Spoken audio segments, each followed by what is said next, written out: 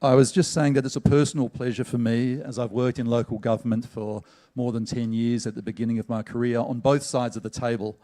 In many ways, for me, this is a sort of a homecoming. It's a personal pleasure and honour to be here, but especially because your Congress is focused on building a new generation of universal local public services. That's a vision that resonates deeply with our members. I was saying that today is special for two reasons. The first is that it's UN Public Services Day internationally, and that UN created this day to celebrate the value of public services, but also the workers who provide them. And so it's fitting today also marks a significant milestone in the relationship between our organisations. PSI and the UCLG are the most representative global organisations of local and regional government workers and leaders in the world. And we are two movements with very similar foundations. We're both very old. PSI was founded in 1907, and I believe your precursors were founded shortly after. Both are deeply committed to a local multilateralism that goes beyond states, a more inclusive multilateralism. And we both have a commitment to construction and creation, to building bridges. And that's getting harder and harder in an increasingly fragmented world, where governing for all of us is becoming harder and harder, but governing fairly is becoming even more challenging. So by signing this global framework agreement on social dialogue and cooperation, we're creating something that's been missing from the international architecture for over 100 years.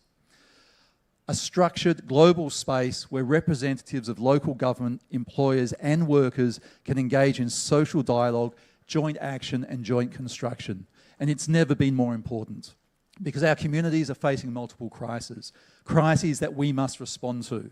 Climate change, rising inequalities, demographic shifts, technological transformation, economic uncertainty are all placing unprecedented demands on local government and public services, whilst at the same time, years, decades even, of austerity, underinvestment, increased mandate, privatisation and workforce shortages have weakened local services in many countries. And we all know all too well that when public services deteriorate, trust in public institution declines.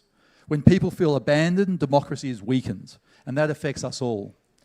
And because local government is the level of governance closest to the people, together we're uniquely placed and have a responsibility to show how effective, democratic and inclusive public institutions can improve people's lives on a daily basis. But we also know there can be no universal access to local public services without decent work for the people who provide them.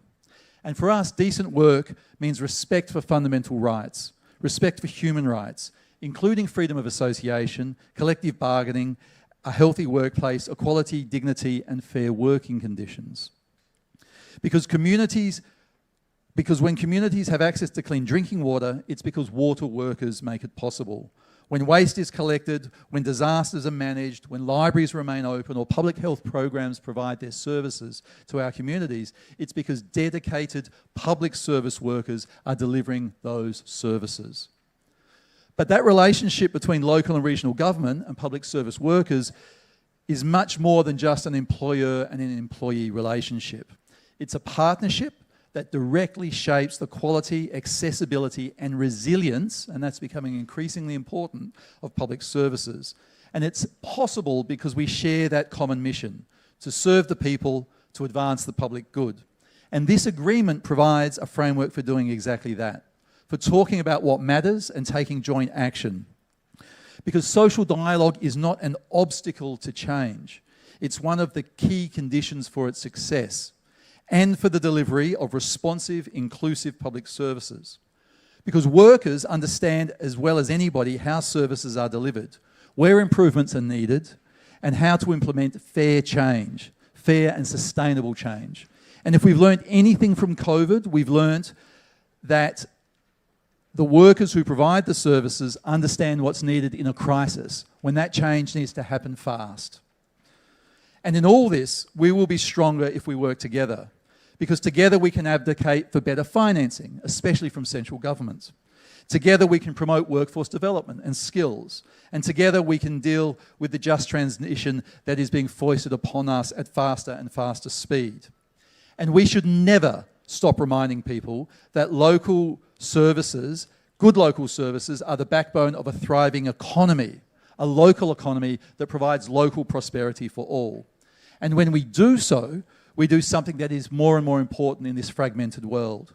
We rebuild trust in democracy, we strengthen the social fabric, and we provide hope for those who have too often been left behind. For many people who don't see themselves in distant capitals and decisions made a long, long way away from them, but do see themselves in local services and local struggles. So today's signing is the culmination of more than a decade of cooperation between us, but it also opens a new chapter in our collaboration. Its success going forward will depend on all of us, on the leaders in this room, the employers and the workers using it, owning it, strengthening it, and filling it with meaningful action. To conclude, I'd like to thank Amelia for her vision. I'd like to thank the UCLG staff and the PSI staff for working on this and doing the hard work. I'd like to thank the local government and trade union leaders who do the hard work every day back in their local environments to keep the services running. And then on top of that, come together in these forums and support the agreement making and breathe life into this multilateralism that is a creative, constructive, living multilateralism based on solidarity that goes beyond a multilateralism of states. PSI wishes you success in your Congress. Our delegation is here and we're looking forward to meeting with all of your leaders over the next few days. We wish you success because your success is our success. Thank you very much.